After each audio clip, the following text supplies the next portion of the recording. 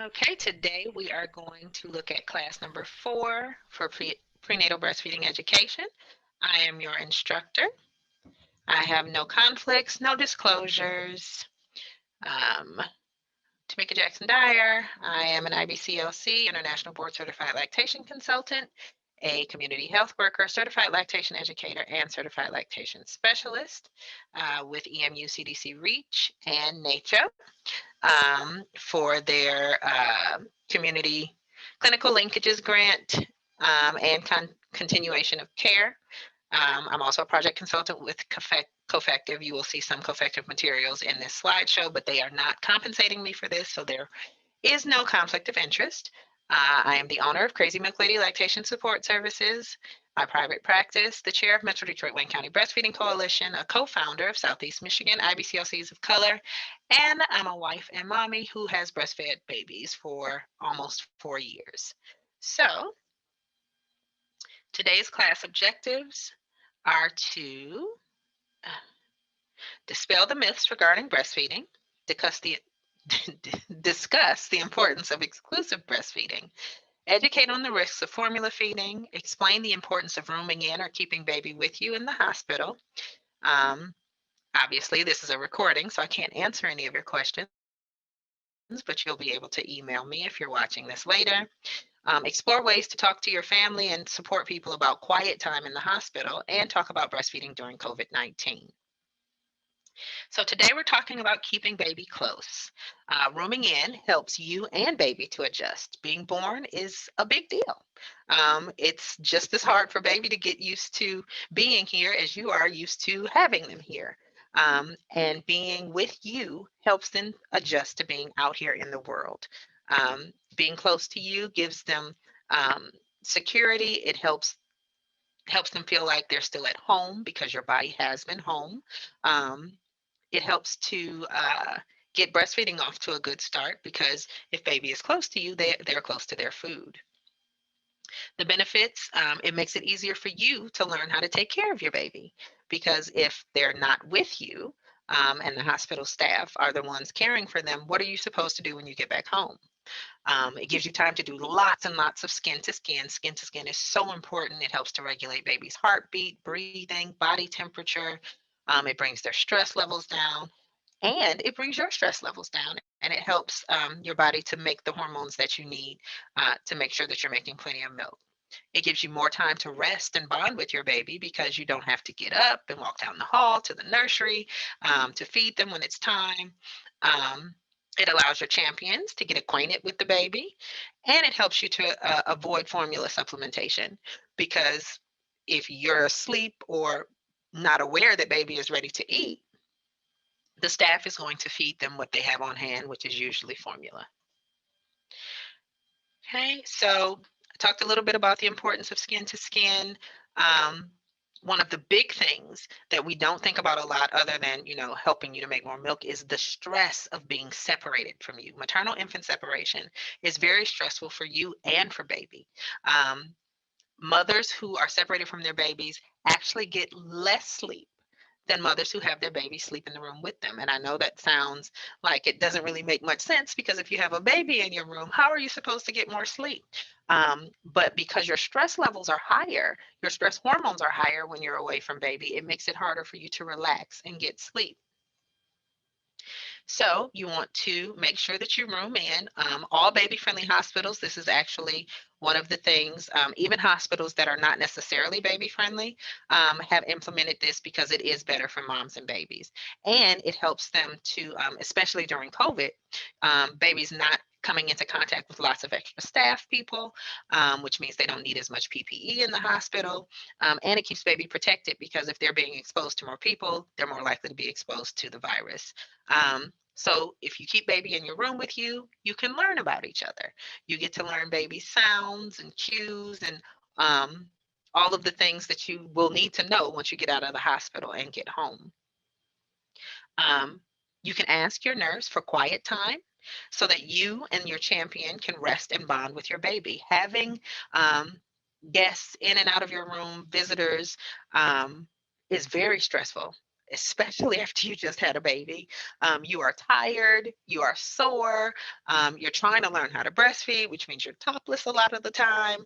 And so having a lot of people in and out the room can be really, really stressful and make it hard for you to feed baby as often as you need to in those early days. So talk to your visitors. Tell them, I'm trying to learn how to breastfeed, and I really don't want you in the room while I'm exposed. I'm not comfortable with that. And baby has to eat really often. So I don't know if, if you come down here, I don't know if you'll be able to come in and see me because it might be time for baby to eat. Another thing is right now during COVID, it's not really that much of an issue because most hospitals are severely restricting visitors, which the silver lining is you don't have to worry about talking to, Nana or Papa about not being able to come see their brand new grandbaby because it's the hospital policy.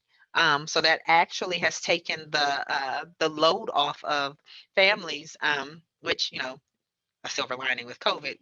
But there's always a silver lining. So that's one thing that is actually easier for families to learn how to breastfeed right now in the hospital, even though you're only there for a short amount of time. Like I said before, it helps you to get more rest. When baby's in the room with you, you don't have to worry about is it time for them to eat because they will let you know when they're in the room with you. So you can actually rest when the baby rests. Both of you need time to recover. Like I said, people think, oh, being born, yeah, mama did all the work. Yes, being born or birthing someone is hard work. I've done it a couple times, so it is hard work. However, being born is a big deal for a baby. They have to get used to the bright lights and the sounds and being cold and being hungry, things that they never experienced before. Being separated from their home because they can't be with you all the time, which is where second night comes in, which is something that usually catches a lot of first time mamas off guard because they don't know to expect it. Second night is actually something that happens if baby is unmedicated, if you don't have any pain meds or epidural during labor. It usually starts like right in that second 24 hours. It can take a little bit longer for babies that have been medicated. But second night is basically when baby gets used to being outside of you or realizes that they are outside of you because at first they don't even realize that they're separate from you. Um, but they realize that they're outside of you and they don't like it and they want to go back. But they can't go back. So the next best thing is to be at the breast because when they're at the breast, they can hear your heartbeat just like they did on the inside. They can feel you breathing. Um, they can hear your voice. It's warm. It's comfortable. There's food there, just like when they were inside of you and they were connected by the umbilical cord. And so they want to be there all the time. And it can be shocking to a lot of new parents because that first night, baby's really quiet. They're sleeping a lot. And they're like, oh, baby's so calm and quiet. And I have this good baby. And then all of a sudden, this baby is screaming and not happy unless they are in your arms and at the breast. And that's totally normal. It does not mean you don't have milk. It does not mean there's something wrong. It just means that baby has realized that they are no longer inside and they want to go back. Doing skin to skin is really important for daddies and whoever your champion is too. Um, they found that when daddies hold baby skin to skin, it actually boosts their not mothering hormones, but it boosts their parenting hormones. It boosts their feel good hormones. It helps to relax them and calm them down, just like when baby is skin to skin with you. Um, you know, Sometimes babies don't necessarily want to eat, but they want to be close to someone and they want to feel that heartbeat. Daddies have a heartbeat too. So they can really help out a lot when baby is being fussy and you're like, okay, I've tried everything. They don't really seem like they want to eat. Um, the technical term is the non-nutritive comforter. That basically means that daddies can give comfort and have the heartbeat and hold babies and rock babies and calm babies. They just don't make milk. Keeping babies safe means making sure that they are in the crib or the bassinet by your bed when they are asleep or when you're ready to rest. Giving birth is very difficult, very tiring, and you will never be exhausted the way you are after you have had a baby. After the initial adrenaline rush passes, because at first, those first few hours, you can be like really, really woke and full of energy because all this adrenaline is pumping through your body because you just did something major and your body is trying to make sure, to compensate. But once that passes, you will be absolutely exhausted. And you will sleep like you have never slept before. And so it's very important that baby is safe in their crib while you're asleep, so that they don't risk getting caught in between the mattress and the bars on the hospital bed or falling. Um, so making sure that they're close by, close enough for you to reach them if they wake up and need to eat, but in their own separate, safe sleep space.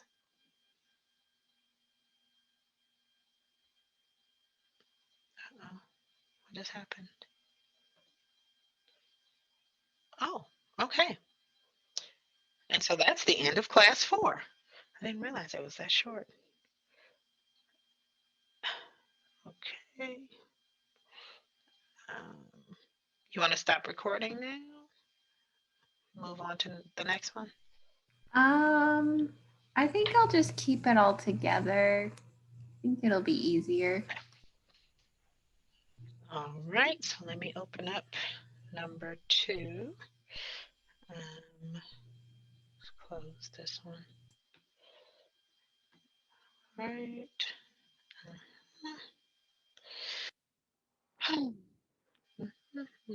Do I need to do my introduction for each one? Like, are you going to upload them No, separately? no, Okay. just. Mhm. All right. Okay. I need to share again. Okay. See, I anticipated having a lot of questions for that one, which is why it was shorter. But there's no questions when there are no people. Let's go here. All right. So now we are in Breastfeeding 101E, which is class 5. No conflicts, no disclosures. I'm the same person. Today, we're going to, again, dispel some myths regarding breastfeeding, discuss the importance of exclusive breastfeeding, making sure that baby is only getting your milk and nothing else, educate on the risks of formula feeding, teach you how to recognize baby's feeding cues, discuss different ways to soothe baby, educate on safe sleep, and again, talk about breastfeeding during COVID-19. So, what does it mean to learn your baby? Getting to know this new little person can be exciting and scary. Um, People sometimes think of babies as just like these little lumps with no feelings, but they come out with their own little personalities, and you will get to know it as you spend more time with them, and watch and learn their different cues and ways of interacting with you. So keeping baby close, like we talked about before, you want to keep baby in the room with you. It's a lot easier for you to learn your baby's cues and different things if they are close by. If they're away from you, if they're down the hall, or sometimes even on another floor in the nursery, how are you supposed to know what their signs are? Because you're not there to see them. Okay, watching for feeding cues. Babies will let you know when they are ready to eat. Okay, it's not a surprise or a shock when they get ready to eat because they will show you. You see this right here in this picture, babies putting their fist in their mouth. They'll stick their fingers in their mouth. They'll get really wiggly. Smacking their lips together, making like little kissy sounds. They'll stick their lips out like they're blowing kisses at you. They'll turn their head towards whoever is holding them, whether that person has breasts or milk or not, looking for food. And we call that rooting. And when they're turning towards whoever is holding them, or sometimes even if they're in the bed or in their carrier and they have like the pillows or cushions around their head, they'll turn and start trying to suck on those.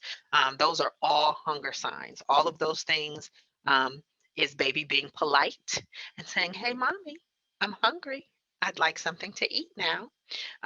When you miss those first signs, it starts to ramp up a little bit. Do not wait until baby cries. Crying is not a hunger cue. It means you missed the cues. If baby is showing you all these things, if he's blowing kisses at you, if she's sticking her fingers in her mouth, and you're just like, oh, she's so awake, and you're not making moves to feed, and then they start to get kind of fussy, and you're like, oh, what's wrong? Should I change your diaper? Do you need? And then they start to holler. um, that cry is, hey, mommy, I tried to tell you I was hungry and you didn't pay me any attention, and now I'm upset. And that can make it really difficult because now you have to calm them down so that they can eat, because the baby can't eat while they're crying. So you want to make sure that you pay attention to those hunger signs. Another thing is to avoid pacifiers in those early days, because a pacifier can hide the hunger signs. If your baby's way of telling you that he's hungry is to blow you kisses and he has a pacifier in his mouth, you can't see that. And so he's been trying to blow you kisses for 5, 10 minutes, and then finally he spits the pacifier out and he's screaming. You're like, what's wrong? He was just laying here so calm, sucking on his pacifier. He wasn't calm. You just couldn't see his hunger cues. So that's just one of the reasons why you want to avoid a pacifier. There are other reasons, like it can make latching harder because you're not shaped like a pacifier. It can hide hunger, especially for like a really sleepy baby. They'll give up. They'll be trying to, blow you kisses or stick their tongue out, and you're not paying attention. Then they just say forget it and fall asleep. And then you can have issues with baby eating enough and losing too much weight. So don't wait until baby cries, and don't use pacifiers in those first few days. Um, you want to respond early. Okay. Like I said, don't wait until baby is crying or fussy. Because as soon as baby shows you, when you respond, you're teaching her, I can trust my needs to be met. Okay. You cannot spoil a newborn. Meeting their needs is not spoiling them, meeting their needs is mothering them. Um, when you pick up your baby every time they show signs of discomfort or unhappiness or a need, you're not spoiling them. They're not manipulating you. They're saying, I need something, and you are their caretaker. So it is your job to take care of their needs. You cannot spoil a newborn. I don't care what grandma and auntie said. You cannot spoil a newborn. If baby is very fussy, or if you have what I call a high needs baby, or one that goes from 0 to 10 really quickly, sometimes you may have to calm them down a little bit to get them ready to eat. Skin to skin, it's like magic. Skin to skin is the ultimate reset calm down button. It tells baby mommy's here. They can smell the food, they can feel your heartbeat. Relax, calm down. Let them suck on your finger for a second, because babies need to suck, and sucking is a soothing motion for them. That's the reason why pacifiers work so well and why they're called pacifiers. They pacify or calm baby down. Let them suck on your finger for a second to calm themselves so that you can get them ready to latch on and eat. You want to keep your room quiet, which can be hard in a busy hospital, but making sure you keep your door closed, keep the lights dim. If visitors do come, keep the visit short. Okay. You are not up to entertaining people or being a hostess. You just had a baby. Okay. um, Keep things as calm and quiet as possible to keep baby calm and relaxed. It'll also help you get a little bit more rest, even if you can't sleep. It helps you feel more rested when you don't have those bright hospital lights on and you're not, door open, listening to all the noise rushing up and down the hallway. Ask your champion to help. Again, they can help with skin to skin. It is not just for mommies. If you need to go to the bathroom or they finally cleared you to take a shower, um, daddy can hold baby while you do that and keep them calm and comfortable. So let them Do that. Let them feel involved. It also helps daddies to feel more like a parent, because a lot of times, especially when you're breastfeeding, they might feel a little left out. Well, she got to carry the baby the whole time, and now she's feeding the baby all the time. What am I supposed to do? And so that's one of the things that daddy can do to help out and to feel more connected. Safe sleep is something that is really important, and can often be overlooked when you're breastfeeding, because babies eat all the time, round the clock, even at bedtime, even when you're in bed. So making sure that you place them to bed on their back in their crib, bassinet, or pack and play for every sleep time. That's naps and at night. Use a firm mattress with a tightly fitted sheet. No bumpers, no pillows, blankets. Make sure that they have on like a sleep sack. They don't need to wear a hat, because our bodies cool ourselves by releasing heat from the top of our head.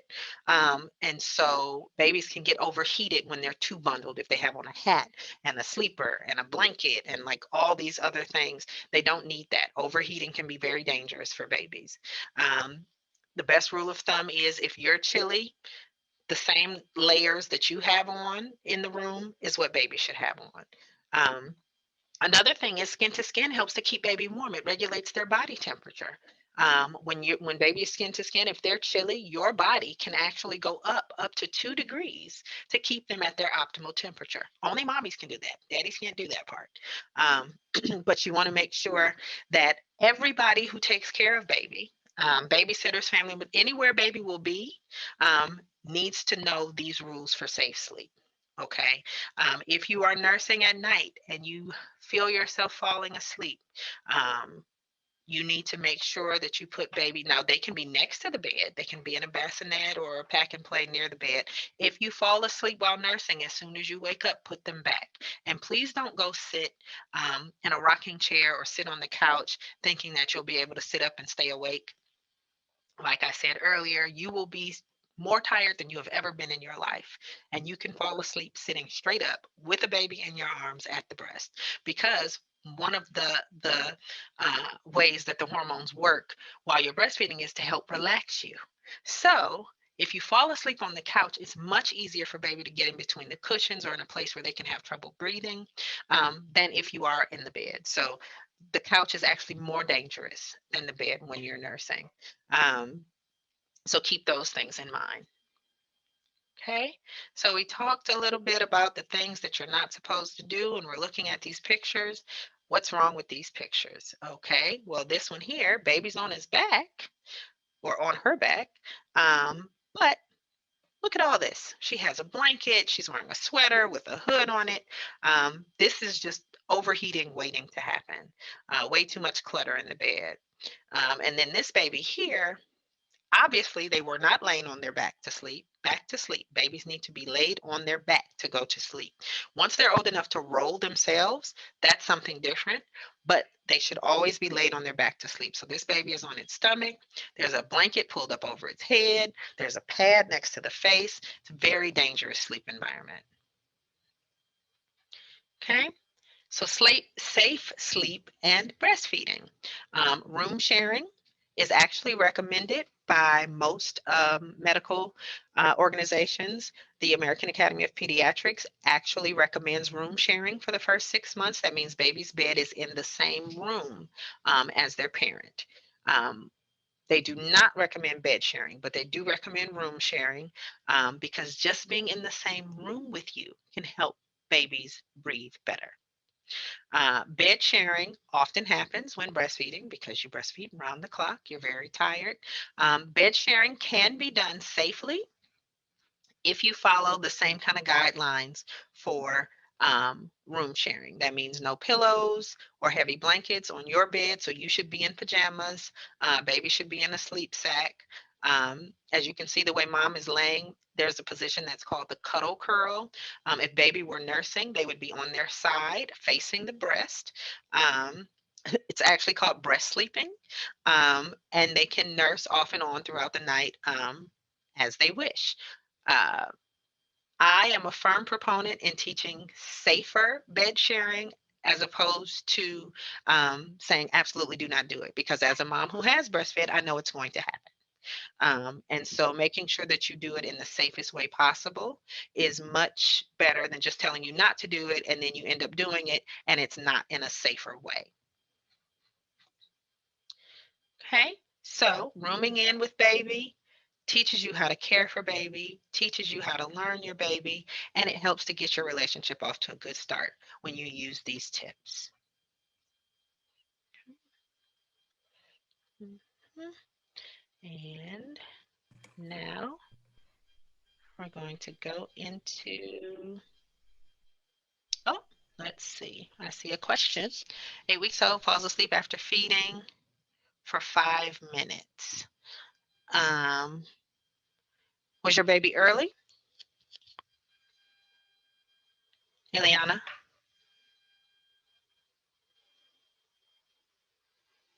No, I can't hear you if you were talking. You're still muted.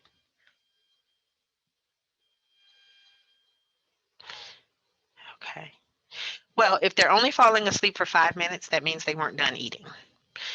Babies fall asleep for a lot of reasons, mainly because mommies are so comfortable.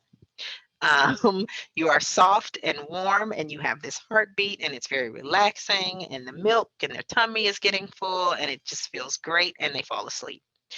It doesn't mean that they were done eating. It just means that they were really comfortable. So making sure that baby actually completes the feed. If you see them falling asleep or they're starting to slow down or drift, you can kind of blow in their face, tickle them under the chin, tickle them under their arm to get them motivated. You can do breast compressions to help the milk start to flow faster again, which will wake them up and get them to sucking again. Um, and then also looking for signs of satiety. When babies first start to eat, they're very, very tight and tense. Their little fists are balled up, their face is tight, eyes usually closed, and they're very intent on eating. As they start to relax, they might open up their eyes and look at you. Their hands start to open up and get more relaxed. And when they're full, they turn into a little rag doll. So if baby is still tense and falling asleep, that means they're not done eating. They just got relaxed enough to fall asleep. I don't know if you're still on or not. Um, we're going to move on to number 6. Hmm, let's see, class number 6. And I'm going to share. Let's see. And go. Is it downloaded yet? Yeah, here we go. Okay. Enable content. Now this one I'm going to be trying to, there's a couple videos to play. So we'll see if this works. So going into number 6. This is Breastfeeding 101F, Class 6. And today, again, no conflicts, no disclosures. I'm still me. Today's objectives are to dispel myths regarding breastfeeding, discuss the importance of exclusive breastfeeding, educate on the risks of formula feeding, talk about how to get breastfeeding off to a good start, learn manual expression, how to use your hands to get milk out. It's a skill that all breastfeeding mamas should know. Discuss breastfeeding during COVID-19, and then answer any questions about teething and weaning, which are questions that I get on a very regular basis. So, breast milk is the best start. It is the optimal nutrition for your baby. I do not like the slogan breast is best, though. I don't like it um, because I understand why it exists, and it rhymes and it's cute. So people use it. But honestly, breast is normal. Breast is the normative way to feed human infants. It is the biological norm. It is what human babies are born expecting, what your body makes automatically when it knows it's making a person. So it is normal. Um, what is best is being educated and supported, which is why we're here today. So, to nourish your baby and get things off to a good start, we want to make sure that you're comfortable. You're going to be doing this a lot. Oh, wait. It says it paused my screen sharing. Okay. Can you see it now? I can't see it yet. Okay. I hit resume share. It still says it's paused. Okay. Let me see. Resume Oh, share. and Ileana came back. So. Okay. It's saying resume share, but it's not resuming. Okay, let me get out of here. How do I get out of here? It's okay, stop it and then restart. Okay.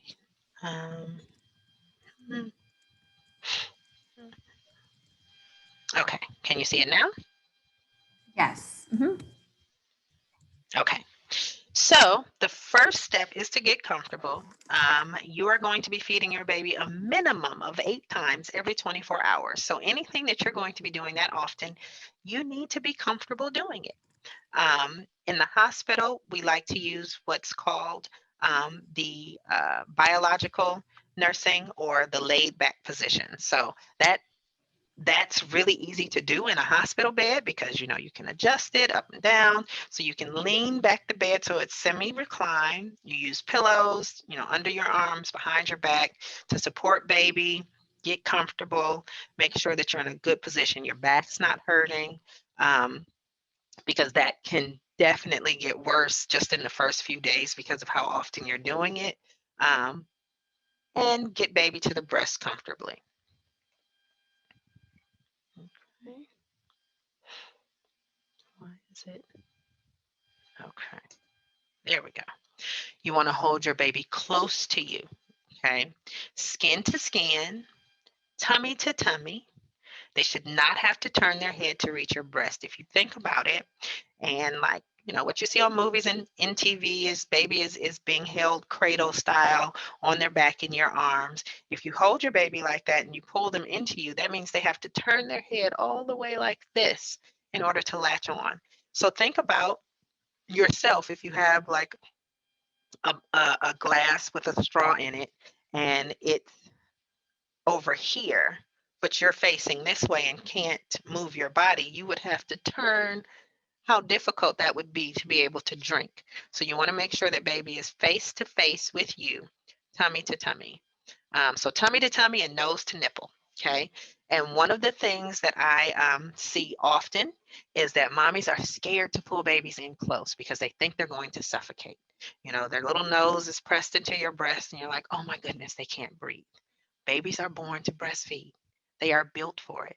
One of the reasons why babies have such soft tissue in their in the nose, why their not collagen, what is cartilage? Why the cartilage is still so soft, and the bridge of their nose tends to be a lot flatter than an adult, is because it's meant for it to kind of smush down and the nostrils flare out to the side so that they can still breathe while they're eating. They're literally built to breastfeed. Okay. Humans need oxygen to live. If they cannot breathe, they will let go. I promise. So, tummy to tummy and nose to nipple. Okay. Just like here, nose to nipple. You pull them in, their nose should be lined up with the nipple, and then they open their mouth, which makes them tilt their head back to come down and latch. You want to make sure that you're supporting their shoulders, not their head. If you're holding on to baby's head and they're trying to throw their head back to get latched on, that's a problem. They can't get comfortable. It also can make them pull away from the breast, because if somebody takes their hand and pushes your head, what is your first reaction? To try to push back and get away. And babies will do the same thing. So making sure that you're supporting their shoulders, the base of their neck, to give it a little bit more control as you pull them in to you. And notice I said pull them into you, don't lean down into them, because that's where that backache comes from. And then it also causes issues with latching, because as soon as anything gets into the mouth area for baby, they're going to latch down. It's instinct as soon as it gets there. And so if they're not fully pulled in to get deeply onto the breast and they latch down on the tip of your nipple, that is extremely painful. And they won't get any milk out that way. Okay, so you want a nice wide open mouth like they're yawning. And then pull them in. You bring baby to you. Baby to breast, not breast to baby. I cannot say that enough, because that's where a lot of the latching problems come from in the beginning. Bring the baby into you. Do not lean down into baby. And then to check for a good latch, when you look down, you should see their top lip kind of flipped up, almost like they're like a little suction cup. And it should not hurt. Okay. You might feel a tiny little like sting pinch right in the beginning, like as soon as they get on, and it should pass like that, like snapping your fingers. It should be kind of like a, oh, and then it's done. Okay. If it continues to feel pinchy, burny, anything like that, you need to break suction and start over. You'll be able to see or hear baby swallow, usually not in the first 24 hours, but once your milk has switched over from colostrum to mature milk, you will be able to hear them swallowing. But it doesn't sound like drinking from a bottle. Drinking from a bottle is more of a gulping sound. When a baby is drinking from the breast, it's very quiet, which is one of the reasons why you want to keep the room quiet. It's almost a whisper, like, it's very, very quiet. It's not that you hear when they drink from a bottle. And then another thing to see is that you're looking at their jawline, and you should see the muscle moving all the way to the back of their ear, so that it looks almost like their ear is wiggling. That's how you know that they're deeply onto the breast and not just their mouth moving. Okay. Successful breastfeeding means asking for help. So let's see if it's going to let me play this video.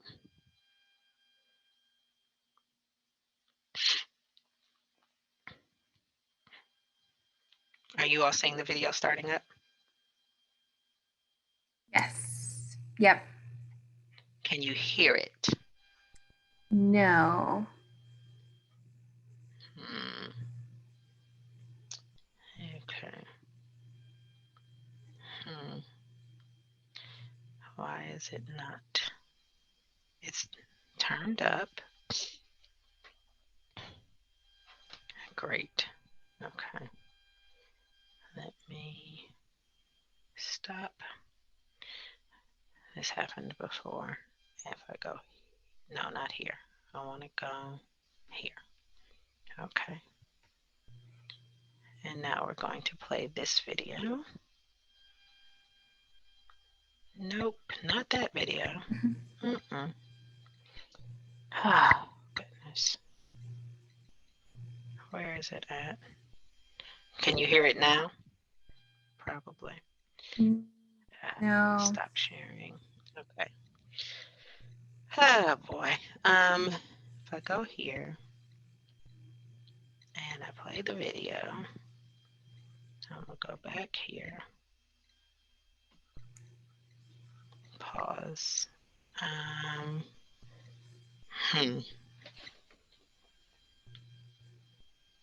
What is it doing? Okay. I need to. Oh boy. Okay. Now if I go in here and I share and I go, where is it at? There. Okay. Can you hear it? No. We still can't hear it. No. This is annoying. Okay. Because it's turned all the way up. And it's sharing the screen. Well, the link is in the slideshow, so if it gets posted, it gets posted. But basically, it was talking about asking for help, which I'm about to go into in the slideshow. Okay. No. Okay. And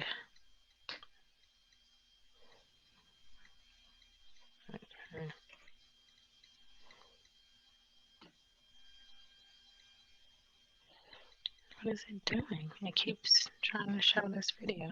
Okay. So asking for help. Asking for help is probably the best way to make sure that you would succeed at breastfeeding, because if you've never done it before, you will likely need some help. Even if you have done it before, and this was mentioned in the video, every baby is different. Like I said, they're their own little people with their own little personalities, and you may have breastfed successfully before, maybe even several times before, but this baby is different. I can tell you from personal experience, my first child was easy. She latched in the delivery room. There were no issues, no problems. It was like everything I had read in the books. She ate almost on a schedule. It was wonderful. I had no pain, no issues, no problems. Everything was great. Then I had my second baby, and he obviously had not read the books that his sister had read. And we got off to a really rough start. We had lots of problems. He would not latch. When he did latch, it hurt. And as a mom who had successfully breastfed for over a year, it was very frustrating because I knew what I was doing, but I forgot it's a relationship. It's a two-person process. And so we both had to figure out how to do this together. It's just like dancing with somebody. You may be a great dancer, but if your partner has never had any training, you're going to have to learn together how to do this dance. And your breast being tender is normal. There are hormones, you have all this fluid, all this stuff is going on, but tenderness and pain are two different things. Pain is your body's way of telling you something is wrong. So if it hurts, something is wrong and you need to ask for help. Don't be afraid to ask for help. That's what the staff is there for. They are there to assist you in making sure that you and baby get off to a good start. And if it's painful, you're not going to keep doing it because human beings don't like pain. We are conditioned to not like pain. Pain, like I said, is your body's way of telling you something is wrong. So if something is hurting us, we're going to stop doing it. So we want to make sure that you're having a pain-free experience to make sure that you continue breastfeeding. Manual expression, and of course, this is another video, which will likely not work, is a skill that all mothers should learn. It's really, really important and helpful when you're engorged, when you have like so much milk that you're just swollen and it's knots and it's tight and you can see the veins in your chest, and it can make your skin so tight that it makes it difficult for baby to latch on. So being able to get some milk out to soften the breast a little bit so baby's able to latch, that usually occurs for first-time moms like 48 to 72 hours after delivery. If you've had babies before, it can happen sooner, 24, 36 hours after. It can be necessary to build an adequate supply for a baby that's not latching. If baby's not latching because they're too sleepy, because of the medications you had during delivery, or if they're separated from you because they're in the NICU, or there's an issue with tongue tie or lip tie or anything that keeps them from being able to latch and feed on a regular basis so that they're removing that milk, because your milk is moving to make it. The more you move, the more you make. So if baby's not latching on and not moving that milk, you need to find a way to get the milk out. And in those early days, manual expression is a lot more helpful than pumping because colostrum is so thick, it's almost like the consistency of honey, that it can be difficult for the pump to remove it. And you only make a little tiny bit, like a teaspoon to a teaspoon and a half per feeding. And so by the time you've done all the work of putting the pump together and getting it on and pumping and all that, you literally will see like a few drops in the bottle, and that can be really disheartening and it can discourage you from keeping going. But when you manually express, you can actually use your hand to massage the full breast, get all of that good colostrum out. You can put it, you can express it into a spoon or into a small cup so that baby can eat that way, and it helps you to avoid bottles, which you want to stay away from in the beginning, just like pacifiers, because one, you're not shaped like a bottle or a pacifier. And two, if baby is drinking bottles, they're not drinking at the breast, which means you won't make enough milk. And it makes them not want to take the breast because the bottle flows a lot faster, and it's a lot easier for them to get the milk out.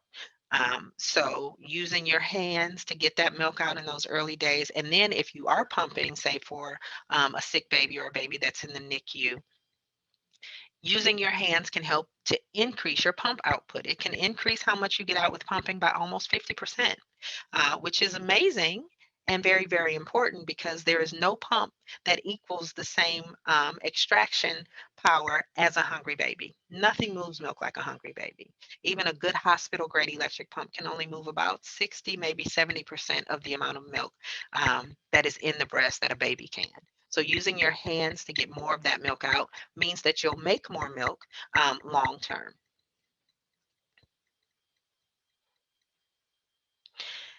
Teeth and weaning. This is a question I get all the time. What do I do when my baby starts getting teeth? It does not have to mean the end of your breastfeeding journey. Teeth does not mean that you have to stop nursing. Babies can start teething as early as 3 months. And we know that the medical professionals agree that babies should nurse for at least 1 or 2 years. So teeth don't mean stop breastfeeding. Um, Teeth really don't get in the way unless baby uses you as a teething toy, which happens sometimes. But it doesn't stop nursing. And the reason why is because you can't bite and suck at the same time. If you are drinking from a straw and you bite down on it, nothing's going to come through. So if a baby is biting, they're not actually eating, which means they don't need to be at the breast. So getting teeth does not mean that you have to wean, or that you need to pump and put it in a cup instead. If the natural weaning age is, according to research, between 2.5 to 7 years, and around the world, the weaning usually happens somewhere between 2 and 4. Obviously, these are children with teeth, and women are still breastfeeding. So, teeth doesn't mean to stop nursing. Okay. So, hopefully, this information helps you realize that feeding your baby should be comfortable for both of you. You don't have to suffer in pain because you're nursing. You should ask for help and make sure that you get everything off to a good start so you can continue breastfeeding and meet your goals. Okay. Oh, wow. And I managed to get all that in there. We did it. Yeah. Did you want to go over just quickly the answer to Ileana's question now that she's here? Okay. When babies fall asleep at the breast, it's usually because they're comfortable and not because they're full. If he's waking back up after a few minutes. So when he's nursing, if you notice him starting to slow down sucking or he seems like he's falling asleep, you can blow in his face, kind of tickle him under his chin because that's where the tongue is rooted. So you can kind of press there to get that tongue to going again. Do breast compressions, manual expression, kind of massaging and pushing on the breast to increase that milk flow to kind of wake him up and get him to sucking again. Tickle him under his arm, tickle his feet. Um, they don't like that, but it does help them to wake up and keep eating. If he is consistently just like falling out and then wants to eat again in 5 minutes, a cool rag on his chest or the back of his neck will wake him up. He probably won't like it very much, but because he's at the breast, he has something to comfort him, so he won't get too fussy. And then watching him for signs of satiety, watching him to see whether or not he's full. When babies first start to eat, they're very tense and tight, fist balled up, face tight, all scrunched up. As he starts to eat, and gets more relaxed, his eyes will open up, his hands will start to open, he might pat you or massage you a little bit, and as he gets closer to full, his hands get really relaxed and he turns into a little rag doll. That's how you know he's full. If he's falling asleep but his fists are still balled up or he's still kind of tight, he's not actually full, he's just falling asleep because you're soft and warm and comfortable. So you want to make sure that you keep him awake to finish the feed. Does that answer it for you? Yes, it does, and it's so very helpful. Thank you so much. I got disconnected previously, so I was trying to get back on. Okay. Any other questions? No, not at the moment. Okay. All right. I'm happy to hear he is 8 weeks old and you're still breastfeeding. That makes me very happy. Yes. You should join our support group. I think the link went out in another class. But every Saturday at 3 p.m., there's a support group by Southeast Michigan IBCLCs of Color that you are free to join in. Okay, yeah, we'll definitely check it out. Is the invitation sent to the emails as well, or no? You can find us, let me see. The website is, I'm putting it in the chat right now. I think this is it. I believe that's our email. And it has information on the support groups and all the stuff we do. I'm not sure if that's correct though. I feel like it is.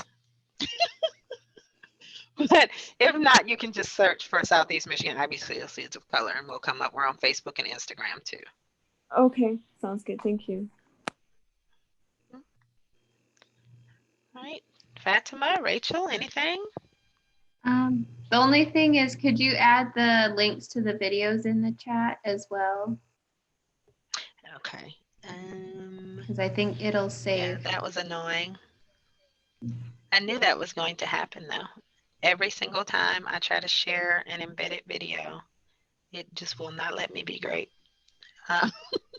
Yeah, Zoom is not that great. How do I see? And I embedded it with PowerPoint. Like I made sure that I did the insert and all of that, and it wouldn't do it. Okay, let me see. I get the link because it starts playing for me, and then okay, share, and I will copy the link. Nope, don't want that. If I go here, oh wait a minute, where did it go? This is so weird. Is it in here? Nope. How do I share? Can I copy it?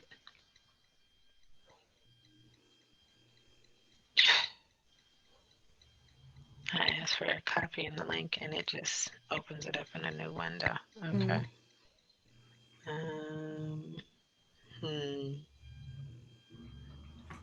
Share and copy. Bam. There we go. So that's one. Where are you at? Okay. So that's one. Pasted. Okay. And then this one. Yeah, close that one. And asking for help. Where is it at? Okay, manual expression.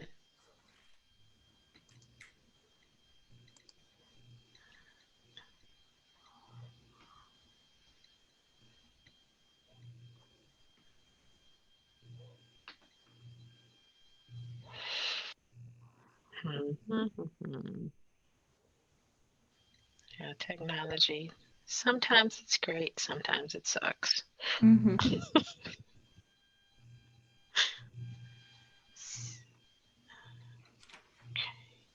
And copy this one. All right.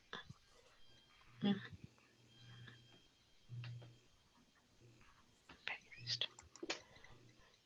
Okay, so that's both of them. Great.